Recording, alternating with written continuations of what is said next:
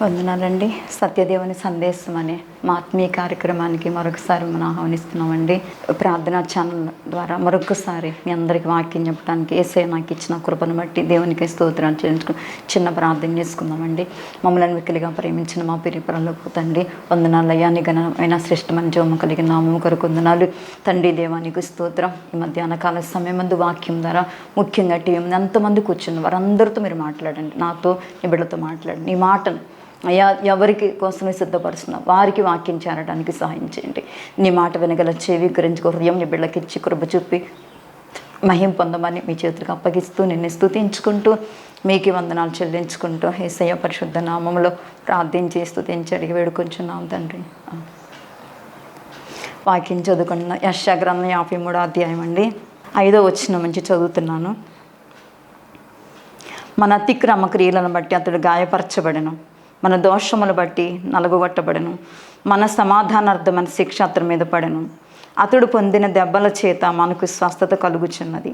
మనమందరము గొర్రెల త్రోవ తప్పిపోతుంది, మనలో ప్రతివాడు తనకిష్టమైన త్రోవకు తొలగెను. యెహోవా మనందరి దోషము అతని మీద మోపెను, అతడు దౌర్జన్యము నొందెను, బాధింపబడినను అతడు నోరు తెరవలేదు. వదకు తేబడు గొర్రెపిల్లయు బొచ్చు కత్తిరించువాని గొర్రెయు మౌనంగా ఉండినట్లు అతడు నోరు తెరవలేదు. అన్యాయపు తీర్పు నొందిన వాడై అతడు కొనుపోబడను.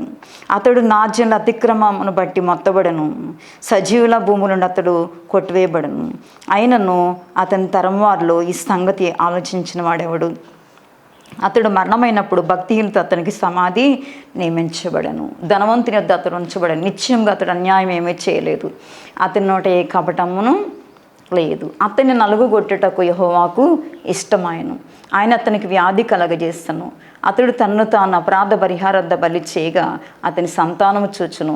అతడు దీర్ఘాయుష్మంతుడకును, యెహోవా ఉద్దేశం అతని వలన సఫలమగును. అతడు తనకు కలిగిన వేదన చూసి తృప్తి పొందును. నీతిమంతుడైన నా సేవకుడు జిల్ల దోషమును భరించి తనకున్న అనుభవ జ్ఞానము చేత అనేకుల నిర్దోషులుగా చేయను. కావున గొప్పవారితో నేను అతనికి పాలు పంచిపెట్టదను, గనులతో కలిసి అతడు కొల్ల సొమ్ము విభాగించుకొనను. ఏలయనగా మరణము నొందినట్లు అతడు తన ప్రాణమును దారపోసెను.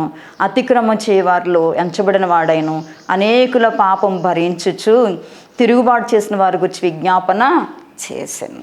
మనం చదువుకున్న వాక్యములో నుంచండి యేసయ్యను గురించి చెప్పబడుతున్నటువంటి మాట ఏంటంటే, మనమందరము గొర్రెల వలె త్రోవ తప్పిపోయాం. మనలో ప్రతివాడు తనకిష్టమైన త్రోవకు వెళ్ళిపోయాడు. మనలో నుండి ప్రతివాడు తనకిష్టమైన త్రోవకు తనకిష్టమైన జీవితం జీవించడానికి అలవాటు పడిపోయాడు అనమాట. యేసయ్యను గురించి మాట చెప్పబడుతుంది, నశించిన దాన్ని వెదకి రక్షించుటకు యేసయ్య లోకానికి వచ్చాడు. మన అతిక్రమ క్రియలను బట్టి మరి ఆయన గాయపరచబడ్డాడంట. అంటే మనము చేస్తున్న పాపానికి శిక్ష ఎవరి మీద పడింది? యేసయ్య మీద పడింది. మన దోషాలు ఎవరి మీద పడ్డాయి? యేసయ్య మీద పడ్డాయి. ఈరోజు మనము కొంతమంది, నాకు తెలుసు, కొన్ని రోజులు ప్రార్థన మానేస్తారు, తర్వాత యేసయ్యా నన్ను క్షమించయ్యా అంటారు, ఏడుస్తారు, దేవుడు క్షమిస్తాడు, చేర్చుకుంటాడు. అంటే మనము ఎన్నిసార్లు తప్పిపోతామో, ఎన్నిసార్లు జారిపోతామో, ఎన్నిసార్లు వెనక తిరిగి చూస్తామో, ఎన్నిసార్లు మనకి ఇష్టమైన త్రోవకు తిరుగుతామో, వారన్నీ యేసయ్య మనల్ని సహిస్తున్నాడు కదండి. చివరి వచనంలో అంటాడు, తిరుగుబాటు చేసిన వారి గురించి విజ్ఞాపన చేసే వ్యక్తిగా ఆయన అక్కడ మనకు కనబడుతున్నాడు. మనమందరము గొర్రెల వలె త్రోవ తప్పిపోతూ ఉంటే, మనకి ఇష్టమైన మార్గాలకు వెళ్ళిపోతూ ఉంటే, ఆయన ఎందుకు మన కోసం వెతుక్కుంటూ లోకానికి వచ్చాడు? మనం ఆయన పిల్లలము కాబట్టి, ఆయన మనకు తన స్వరూపం ఇచ్చాడు కాబట్టి, తన పోలికలు మనం చేసుకున్నాడు కాబట్టి, మన కోసం ఆయన పరమును విడిచి వచ్చాడండి. పరలోక సింహాసనం దిగి వచ్చాడు, తన అధికారం విడిచి వచ్చాడు, తన మహిమను విడిచి వచ్చాడు. ఎందుకు? మట్టి పురుగులమైన మన కోసం వచ్చాడంటే, మనలో ప్రతివాడు కూడా పాపము చేసి అపరాధములతో పాపంతో చచ్చిన స్థితిలో ఉన్న మన కోసము యేసయ్య పరలోకం విడిచి భూలోకానికి వచ్చాడండి. వాక్యం చెప్తా ఉంది ఏంటంటే, మరి తండ్రి అయిన దేవుడు మనందరి దోషమును తనకున్న ఏకైక కుమారుడు యేసుప్రభువు మోపినప్పుడు, ఆయన కురడాలతో కొడుతుంటే దేవుడు మాట్లాడలేదండి, ఆయన ఉమ్ము వేస్తుంటే దేవుడు మాట్లాడలేదండి, యేసయ్యను కాళ్ళతో తన్నుతున్నారు, జుట్టు పీకుతున్నారు, మొహానికి ముసుగు వేస్తున్నారు. అయినా దేవుడు మాట్లాడలేదండి. ఎందుకంటే మనందరి దోషములు తండ్రి అయిన దేవుడు తన కుమారుడి మీద మోపేస్తాడు. తన కుమారుడిని వాళ్ళు చిత్రవద్ద చేస్తూ ఉంటే తండ్రి మాట్లాడతలేదండి. తన కుమారుడిని రక్తం ముద్దగా మారుస్తూ ఉంటే తండ్రి మాట్లాడతలేదండి. దూషిస్తున్నారు, తోలాడుతున్నారు, అని రాని మాటలు అంటున్నారు, ప్రవచనాలు చెప్పు అంటున్నారు, గేలి చేస్తూ ఉన్నారు, ఎక్కిరిస్తున్నారు. ఆయన అన్నీ ఓర్చుకున్నాడండి యేసయ్య. ఎందుకు ఓర్చుకున్నాడు? స్వరూపమైన లేక, సొగసైన లేకుండా అలా అందమైన రూపాన్ని కురూపుగా మారుస్తూ ఉంటే మనందరినీ రక్షించి క్షమించి మనకు పరలోకం ఇవ్వటానికి మనం ఎవ్వరము కూడా సాతాని చేతిలో నుంచి మరి నరకానికి వెళ్ళిపోయి కోట్ల సంవత్సరం నరకంలో కాలిపోకుండా విడిపించటానికండి ఆ రోజున యేసయ్య. ఈరోజు యేసయ్య వచ్చి మళ్ళీ ఆ శిక్షణ పొందడు. కానీ ఆ రోజున ఆయన వచ్చిన పని ఏంటంటే, యెషయా గ్రంథకర్త మరి యేసయ్య లోకానికి రాకుండా కొన్ని వందల సంవత్సరాల ప్రవచనం చెప్పారు ఆయన. ఈ దినాల్లో, లెంటి దినాల్లో చాలామంది ఉపవాసం ఉండి ప్రార్థన చేసుకుంటున్నారు. మరలా ఆయన శ్రమలను గుర్తు చేసుకుంటున్నారు. మరలా ఆయన కష్టాన్ని గుర్తు చేసుకుంటున్నారు. ఆయన సిలువ మోసిన విధానాన్ని, ఆయన పొందిన గాయాలను, మరి ఆయన పడిన వేదనను గుర్తు చేసుకుంటూ ప్రార్థన చేసుకుంటున్నారు. మంచిది. మనమందరము గొర్రెల వలె త్రోవ తప్పిపోయాం. మనకిష్టమైన మార్గంలోకి వెళ్ళిపోయాం. మనందరి అతిక్రమాలు, మన పాపాలు, మన దోషాలన్నీ అంట దేవుడు మరి తండ్రి అయిన దేవుడు ఎవరి మీద మోపాడు అంటే కేవలము తన కుమారుడి మీదే మోపాడు. ఎందుకంటే మనల్ని రక్షించటానికి, మనలను పాపం నుంచి విడిపించటానికి, మన దోషాలు తొలగించటానికి, మన అతిక్రమాల నుంచి మనం విడిపించటానికి. అదిగో ఎంతోమంది రోజుల్లో త్రాగుమోతులు మారి, వ్యభిచారులు మారి, నరహంతకులు మారి, మరి లోక సంబంధులు మారి, శరీర సంబంధులు మారి, దుష్టుని సంబంధులు మారి వచ్చి సాక్ష్యం ఇస్తున్నారు. కారణం ఏంటంటే ఆ రోజు యేసయ్య పొందినటువంటి దెబ్బలు. ఎంతోమంది రోగులు స్వస్థత పొందుకుంటున్నారు. ఆయన పొందిన గాయముల చేత మనకి స్వస్థత ఉంది. ఆ స్వస్థత ఈరోజు ఈ రోజుకి పొందుకుంటున్నారండి. ఈ రోజుకి ఆ గాయాలలో నుంచి స్వస్థత వస్తుందండి మనకి. ఈ రోజుకి మనకి ఏమొస్తుందంటే క్షమాపణ. ఎందుకంటే మనందరి దోషములను యేసయ్య మీద మోపాడు దేవుడు. మనందరి దోషములు ఆయన భుజముల మీద మోపాడు, ఆయన తల మీద మోపాడు, సర్వ శరీరం మీద మోపేశాడండి. అంటే మనం ఎంత పాపాత్ములమో. నోరు తెస్తే అబద్ధాలు ఆడతాం, ఎన్ని అజ్ఞానపు మాటలు మాట్లాడతాం, ఎంత గర్వం ఉంటుంది మనలో, ఎంత మిడిసిపాటు ఉంటుంది మనలో, ఎంత అహం ఉంటుంది మనలో. ఇవన్నీ కూడా మరి ఎవరు సహిస్తూ? పరిశుద్ధుడైన దేవుడు మనం సహించడండి. కానీ యేసు ప్రభువు వారు తండ్రికి మనిషికి మధ్యవర్తిగా నిలిచి మనందరి దోషములు తన భుజముల మోసాడండి. మన పాపాలకి శిక్ష అనుభవించాడండి. మనము తిరుగుబాటు చేసేవారని ఆయనకి తెలుసు, మనం మూర్ఖులమని ఆయనకి తెలుసు, మనం మాట వినని వారమని ఆయనకు తెలుసు, త్రోవ తప్పిపోయిన వారమని మనకు తెలుసు. అయినప్పటికీ అజ్ఞాన కాలమందు దేవుడు చూచి చూడనట్టు ఉన్నాడు. ఇప్పుడైతే అంతటా అందరూ మారు మనసు పొంది రక్షణ పొందాలని ఆశపడుతున్నారు. అంతటా అందరూ మారు మనసు పొందాలి, రక్షణ పొందుకోవాలి. ఒక భయంకర విషయం ఏంటంటే చాలామంది అనిచెందుకు యేసయ్య గురించి ఇంకా తెలియక వాళ్ళ సంఖ్య విపరీతంగా ఉన్న దినాల్లో మనం ఉన్నాం. ఇంకెంతోమంది రక్షలోకి రాలేదు. వాళ్ళ సంఖ్య ఎంతంటే వేలు లక్షల కోట్ల ఉంది. కానీ రక్షణ పొంది బాప్తీసం తీసుకొని ఇప్పుడు బల్లారులో పాల్గొంటున్న వాడు కూడా మళ్ళీ పాపలో పడిపోతున్నారు, మళ్ళా లోకలో అంటే యేసయ్యను మళ్ళా సిలువ వేస్తున్నారు, ఆయన గాయాలు మరలా రేపుతున్నారు. ఆ రోజు ఎరగని వారి కోసం లోకానికి వచ్చి ప్రాణం పెడితే ఈరోజు ఎరిగి చెడిపోతున్న వారు ఎంతమంది, ఎరిగి దేవునికి దూరం అయిపోతున్నారు ఎంతమంది, ఎరిగి ఆయనకి మరలా ఆయన తన్నుతున్న వారు ఎంతమంది, మరలా ఆయనకి బాధ వేదన కలిసి ఎంతమంది అండి. ఇక్కడ కాదు, నమ్మకంగా దేవుని సన్నిధికి రాలేకపోతున్నారు, నమ్మకంగా ప్రార్థన చేయలేకపోతున్నారు, దేవుని సన్నిధిలో మొరపెట్టలేకపోతున్నారు, దేవునికి లోబడలేకపోతున్నారు. మన పాపాల నిమిత్తం, మన దోషాల నిమిత్తం తండ్రి అయిన దేవుడు తన కుమారుని లోకానికి పంపించి మనకు రావాల్సిన శిక్షణ ఆయన మీద వేసి ఉచితమైన రక్షణ మనకి ఇస్తే ఆ ఉచితంగా ఇచ్చిన రక్షణ కూడా కాపాడుకోలేకపోతున్నారండి. ఆ ఉచితంగా ఇచ్చినటువంటి రక్షణ జీవితాన్ని కాపాడుకోలేకపోతున్నారు. అజ్ఞానంగా మరలా బురదలో పడిపోతున్నారు. ఏ పాపం నుంచి మరలి వచ్చారు, ఏ పాపం నుంచి విడిపించబడి ఆయన రక్తములో కడగబడి వచ్చి సంఘములో చచ్చబడ్డారు, మళ్ళీ తిరిగి దానికే బానిసలైపోతున్నారు. కారణం ఏంటంటే లోకాన్ని ప్రేమించడానికి అలవాటు పడిపోతున్నారు. దేవుని సంధికి రాక, దేవుని వైపు చూడక. నేను ఒక్కటి చెప్పగలనండి, దేవుని వైపు చూస్తూ నడిచే ఏ మనిషి కూడా దేవునికి దూరం కాడండి. కానీ లోకం వైపు చూస్తూ, మనుషుల వైపు చూస్తూ, శాఖల వైపు చూస్తూ నడుస్తున్నామంటే ఖచ్చితంగా పడిపోతాం. ఎవరి వైపు చూడాలండి? మనం బ్రతికించేది, నిలబెట్టేది, మన కోసం ప్రాణం పెట్టిన ఆయన వైపు చూస్తే మనం బ్రతుకుతాము. ఆయన వైపు చూస్తే, నడిస్తే మన జీవితం బాగుంటుందండి. ఇప్పుడు అనేక మంది వీళ్ళంక చూసి, మరి ఆస్తులంక చూసి, ఐశ్వర్యంక చూసి, ధనమెంక చూసి, లోకల హోదాలంక చూసి, పదవులంక చూసి దేవునికి దూరం అయిపోతున్నారండి. వస్తున్నారు మందిరానికి, గుంపులుగా వస్తున్నారు, కానీ ఏదండి పశ్చాత్తాపం ఏది ఈరోజు జనానికి? దిద్దుమాట ఏది? నమ్మకద్ద జీవితానికి కట్టబడిపోతున్నారు, విశ్వాసాన్ని కోల్పోతున్నారు, అవిశ్వాసులు అయిపోతున్నారు, భక్తిహీనుల సమూహం పెరిగిపోతుంది ఈ రోజుల్లో. కారణం ఏంటంటే దేవుని వైపు చూచే జీవితాన్ని విడిచిపెట్టేస్తారు. మనమందరము గొర్రెల వలె త్రోవ తప్పిపోతే తండ్రి అయిన దేవుడు మనకు రావాల్సిన శిక్షను ఎవరి మీద వేస్తాడండి? తన కుమారుడి మీద వేస్తాడు. మన శిక్షించాలి నిజానికి, కానీ ఆ శిక్షను తన కుమారుడిని వేసి మనకు రక్షణ మార్గాన్ని తెరిచాడు. ఈరోజు మనం తప్పిపోయిన ప్రతిసారి మరలా యేసయ్య, ప్రభువా వీళ్ళ కోసం నేను ప్రాణం పెట్టాను తండ్రి, వీళ్ళని క్షమించు, వీళ్ళని స్వీకరించని ఎన్నిసార్లు మన కోసం విజ్ఞాపన చేస్తున్నాడో తెలుసా? అది గమనించమండి. వస్తాము, కాసేపు వాక్యం వింటాం, ప్రార్థన చేసుకుంటాం, వెళ్ళిపోతాం. మనం వస్తున్నాము, మనకి దిద్దుబాటేదండి. వాక్యం విన్న ప్రతిసారి కూడా మనం పరీక్షించుకోవాలి. అసలు ఆయన ఎందుకు ఈ లోకానికి వచ్చాడు? ఆయన దేవుడైన ఎందుకు వచ్చాడు? నిత్య నాశనానికి పోతున్నా 1 కాదు, 2 కాదు, 10 సంఖ్యలు కాదు, కోట్ల సంవత్సరం ఆది అంతము లేని జీవితం ఇవ్వడానికి ఆయన వచ్చాడు. అదే జీవితం నరకంలో కూడా ఉంటుందండి. అదే జీవితం పరలోకంలో ఉంటుంది. ఈ లోకములో కొంత కష్టం అనుభవించినా, కొంత శ్రమ అనుభవించినా, కొన్ని బాధలు అనుభవించినా, లేమనుభవించినా, దారిద్ర్యం అనుభవించినా పరలోకం అందుకుంటామండి యేసుకు దగ్గరగా ఉంటే.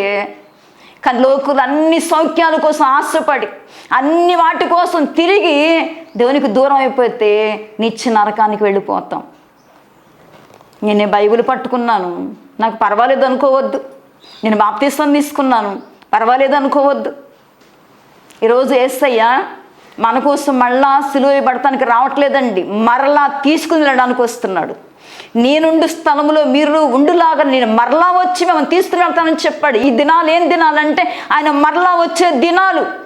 ఇదిగో లోకమంతటా కూడా ఎక్కడ చూసినా కూడా పాపం పెరిగిపోయింది, అక్రమం పెరిగిపోయింది, ప్రేమ చల్లారిపోతుంది. ఈరోజు మనిషి జీవితం పరుగుల మీద ఉంది, పతనమైపోతున్నారు, ఎక్కడ వాళ్ళు అక్కడ రాలిపోతున్నారు. మనం చూస్తున్నాం, మన కళ్ళ ముందు ఎన్నో అగాధ్యాలు చూస్తున్నాం. ఇటువంటప్పుడు అండి మనం ఎంత జాగ్రత్త పడాలి.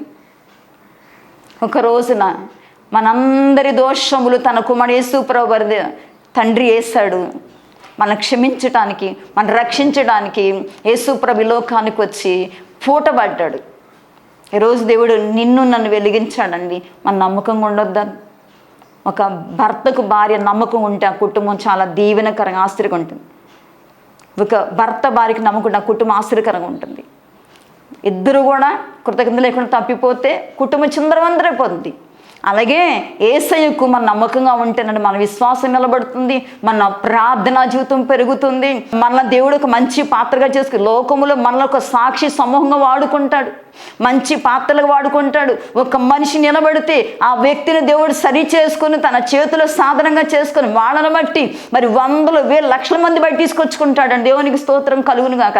ఒక మనిషి అవిధేయుడైపోతే దేవుడు ఏం చేసుకుంటాడండి? ఒక పనికిరాని పాత్రను మనం తీసుకొని బయట పారేస్తాం.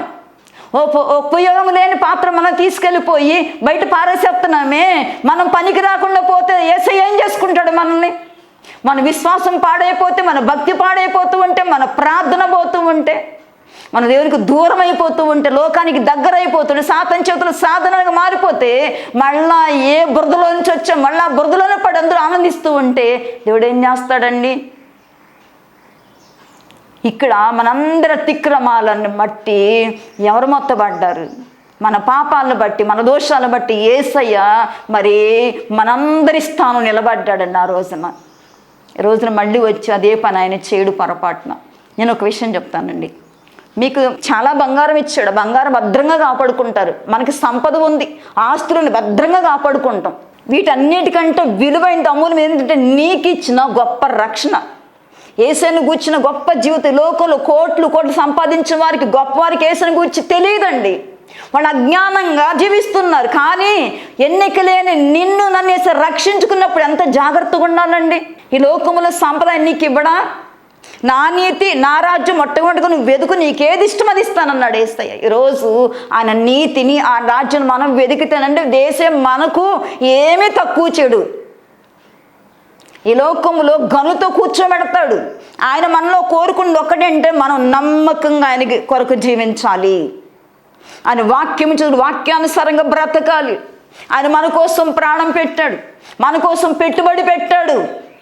ఈ లోకము రక్షించబడినటువంటి మీరు నేను కూడా యేసే కోసం పెట్టుబడి పెట్టాలండి. మన ఈ లోకం వేటి కోసమో తరాల ముందున్న వారి కోసం పెట్టుబడి పెట్టుకుంటూ ఉంటాం, మంచిదే. కానీ మనందరికీ ఒక్క విషయం తెలుసు, ఏదో ఒక నేను చనిపోతాను, కానీ ఎక్కడికి వెళతాను? చనిపోయిన తర్వాత నిజమైన జీవితం వాక్యం చెప్తా ఉందండి, పరిశుద్ధ గ్రంథం చెప్తా ఉందండి. తెర చినిగిపోయిన తర్వాత నిజమైన జీవితం ఉంది. ఆ నిజమైన జీవితమును మనకి ఇవ్వడానికి యేసే లోకానికి వచ్చాడండి. ఆయన లోకానికి వచ్చి స్వరూపమైన లేక, సొగసైన లేక మనందరి నిమిత్తం ఆయన కురూపిగా మార్చబడ్డాడు. ఆయన దౌర్జన్యం చేయబడ్డాడు, కొట్టబడ్డాడు, విరవబడ్డాడు, ఎంతో వ్యధ చెందాడు, భారమనస్సులను మోసాడు. ఆయన మోషి చేత భయంకరంగా విమర్శించబడ్డాడు, తోలాడబడ్డాడు. ఇదంతా ఎందుకోసం అంటే మనం రక్షించటానికేనండి, మనం విమోచించటానికి తండ్రి అయిన దేవుడు తన కుమారుని లోకానికి పంపించింది. మనమంటే లోకంలో ఆయనకి ఇష్టలుగా బ్రతికితే, ఆయన చిత్తం నెరవేర్చే వారికి ఉంటే దేవుడు సంతోషిస్తాడండి. ఆయన చిత్తం నెరవేర్చని స్థితిలో మనం ఉన్నాం అనుకోండి, దేవుడు చాలా బాధపడతాడు, చాలా దుఃఖపడతాడు. మనం దేవుడిని దుఃఖపెట్టే వారికి ఉండకూడదు, దేవుణ్ణి మరి బాధకి వేదన గురి చేసే వారికి ఉండకూడదండి. ఎందుకంటే ఈరోజు ఆయన మన కోసము తిరుగుబాటు చేసిన వారి కోసం విజ్ఞాపన చేసేవాడుగా తండ్రి కుడిపాస ఆస్తుడయ్యండి మన కోసం విజ్ఞాపన చేస్తూ ఉన్నాడు. ఈరోజు మనం ప్రార్థన చేసుకోవడం నిజమే, అయితే మన కోసం ఇంకా కూడా తండ్రి కుడిపాస ఆస్తుడని యేసయ్య మన కోసం మరలా విజ్ఞాపన చేస్తూనే ఉన్నాడు. ఈ దినాలు ఏ దినాలు అంటే ఆయన తిరిగి వచ్చే దినాలు అన్నమాట. నిశ్చయముగా ఆయన నోట ఏ కపటము లేదు. ఆయన లోకములోకి వచ్చి యథార్థంగా జీవించాడు. నాలో పాపం ఉందని ఎవరు స్థాపిస్తారు? రెండంటే ఒకళ్ళు రాలేదు. ఎందుకంటే ఆయన పాపము లేని నీతిమంతుడు. వాక్యంలో ఒక మాట ఉంటుంది, నీతిమంతుడు ఒక్కడంటే మనమందరం కూడా పాపం చేసి దేవుని గురించి మహిమను పొందలేకపోతూ ఉంటే ఆయన లోకానికి వచ్చి మనస్థాన్ని నిలబడి మన కోసం ప్రాణం పెట్టాడండి. మన పాపం, మన దోషం, మన వ్యసనాలు, మనలో ఉన్న ప్రతి రోతను కూడా ఆయన తన మీద భరించాడండి. ఆ రోజున మనం చాలా నీచులం, మనం చాలా నమ్మక ద్రోహులం, చాలా అజ్ఞానం, చాలా గర్విష్ఠులము. అంత భయంకరమైన మన కోసం యేసయ్య వచ్చి, ఎందుకంటే ఆయన మనకు తన స్వరూపం ఇచ్చాడు కాబట్టి ఇదిగో ఈ రోజున ఆయన వచ్చి మన స్థానం నిలబడి ఈ భయంకర శిక్షణ అంతటిని కూడా అనుభవించాడు. మీరు దుష్టుని ఎదిరించొద్దంటే ఎవరన్నా ఒక మాట అంటే 10 మాటలు అంటాం. అంటే మనము చెప్పినంత తేలిగేది చేయలేమండి, చెప్తాం. ఇంకా చెప్తాను నేను కూడా. అయితే దేవునికి భయపడి బ్రతికే జీవితం అలవాటు చేసుకోవాలండి. మనము దేవుని సంధిలో మోకరించే జీవితం అలవాటు చేసుకోవాలండి. దేవుని చిత్తం నెరవేర్చడం అలవాటు చేసుకోవాలండి. దేవుడిచ్చే పరలోకం పొందుకోవడానికి సిద్ధపడాలండి. మనము ఈ లోకంలో దేవుని రాజ్యం కొరకు మనం సిద్ధపడుతూ ఉంటే మనకిచ్చినటువంటి మన రక్త సంబంధికులు కావచ్చు, మన కుటుంబస్తులు, బంధుమిత్రులు మొదటి వారు మన శత్రువులు అవుతారు. ఎవరు మన పక్షం ఉండరు. కానీ యేసు మన పక్షంగా ఉండి మనం చేసే ప్రార్థన ద్వారా మన వాళ్ళందరినీ రక్షించుకుంటాడండి. మన వాళ్ళందరినీ విడిచిపెట్టే దేవుడు కాదు. నా నీతి, నా రాజ్యం మొట్టమొదటి. ఈరోజు ఏమి ఎదుగుతున్నామండి మనము? మళ్ళీ యేసయ్యా నా కోసం సిలువ మోసావని ఎడుతాం. యేసయ్యా నా కోసం గాయాలు పొందావా? ఇప్పుడు మళ్ళీ ఆయన గాయాలు పొందడండి. ఆయన గాయాలు పొంది శిక్షణ అనుభవించి వెళ్ళిపోయాడు. ఏ రోజు ఆయన చెప్తున్న మాట, నేను తిరిగి వస్తున్నాను, మీరు సిద్ధపడండి, నేను తిరిగి వస్తున్నా, నేను మీకోసం అక్కడ విజ్ఞాపన చేస్తూ ఉన్నాను.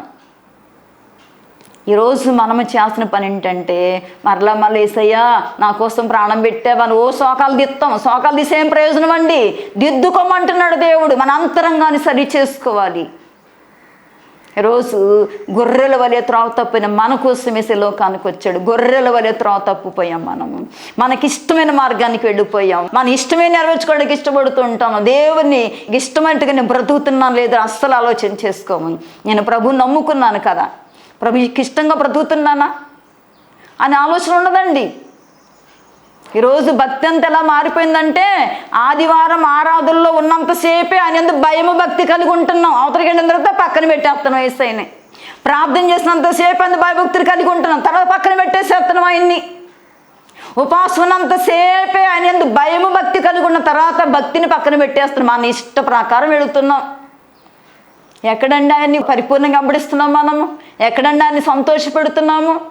ఆయన మన కోసం ఇంత త్యాగము చేస్తే, మన కోసం ఇన్ని గాయాలు పొందితే, మన కోసం ఆయన శిలువలో వ్రేలాడుతూ తండ్రి చేత విడవబడితే,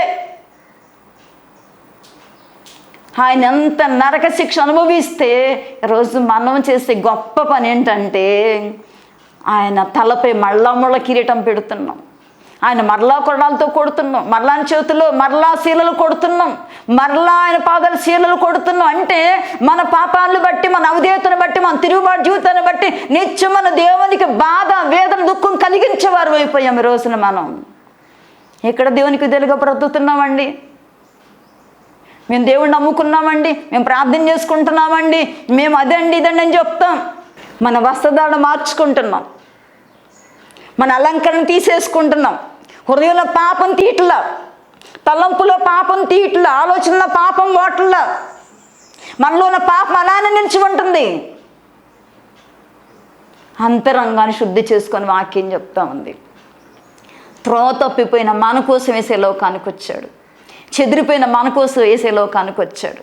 ఈరోజు ఆయన కలిగుండి కూడా, మందిరానికి వస్తూ కూడా, వాక్యం వింటూ కూడా, ప్రార్థన చేస్తూ కూడా, మరి బాప్తిసం తీసుకొని ఆయన సందుకు వస్తూ కూడా పడిపోతున్నాము, పతనమైపోతున్నాం, భ్రష్టులైపోతున్నాం. అంటే కారణం ఏంటి? దేవుణ్ణి ప్రేమించే మనసు లేదండి, లోకాన్ని ప్రేమించే మనసు, ధనాన్ని ప్రేమించే, ధనా సమస్తానికి ఇళ్ళకు మూలమని వాక్యం చెప్తా ఉంది. ఈరోజు ఎవరిని ప్రేమిస్తున్నాం? యేసుని ప్రేమించే స్థితి లేదు. యేసుని ప్రేమిస్తేనే, దేవుణ్ణి ప్రేమించే వారికి అనగా ఆయన సంకల్పం చొప్పున పిలవడం వారికి మేలు కలుగుటకే సమస్తం దేవుడు సమకూరుస్తాడండి. దేవుణ్ణి ప్రేమిస్తేనే, దేవుడు మనల్ని ప్రేమించాడు, లోకానికి వచ్చాడు, మన కోసం ప్రాణం పెట్టాడు. ఆయన చేయాల్సిన అన్నీ చేస్తాడు, ఇంకా చేస్తూనే ఉన్నాడు. మనం ఏం చేస్తున్నాం ఆయన కోసం? మనం పరీక్షించుకోవాలండి.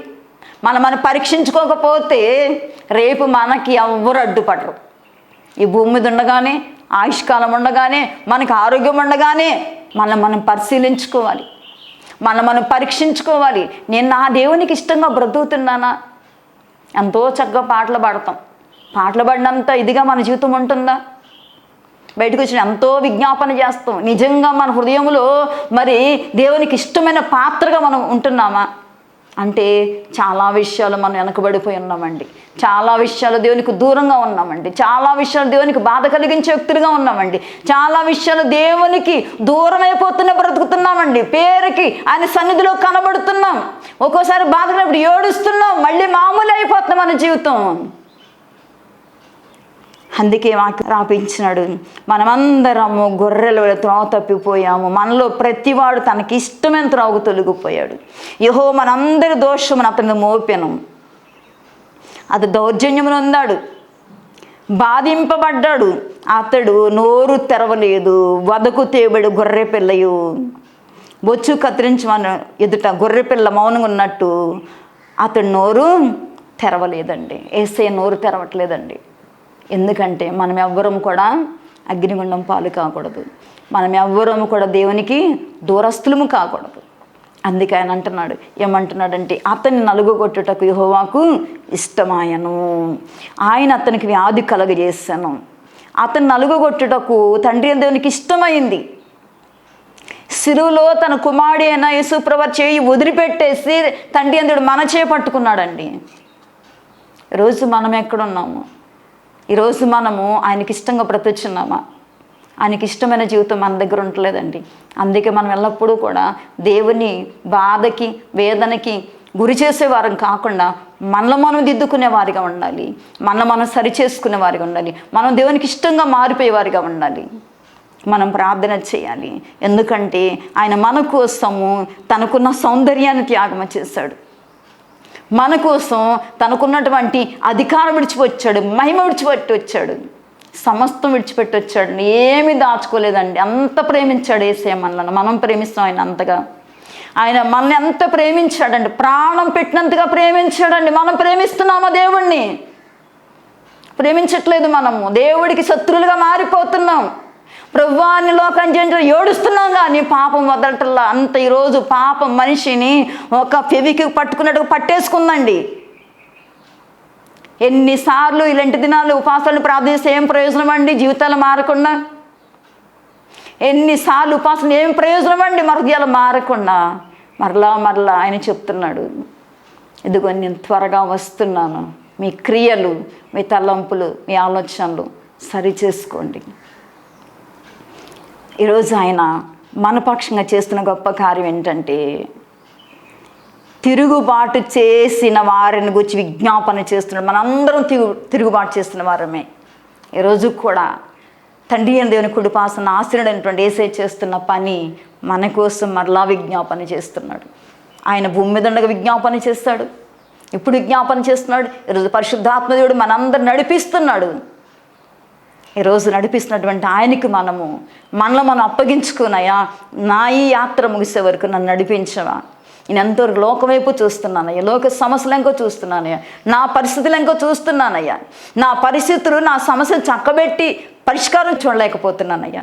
కాబట్టి యేసయ్యా నన్ను నీ చేతులు తీసుకొని నన్ను నిలబెట్టు ప్రభువా, ఈ లోకంలో నీకు మహిమ తెచ్చే విధంగా, నిన్ను గణపరిచే వ్యక్తిగా, నా ప్రాణాత్మ దేహములతో, నా కుటుంబంతో, నాకున్న సమస్తంతో నిన్ను గణపరిచి నన్ను నిలబెట్టవా ప్రభు అని రోషంతో ప్రార్థన చేయండి. ఎవడు కొద్ది మాటలు దించిన కాక. వందనాలండి.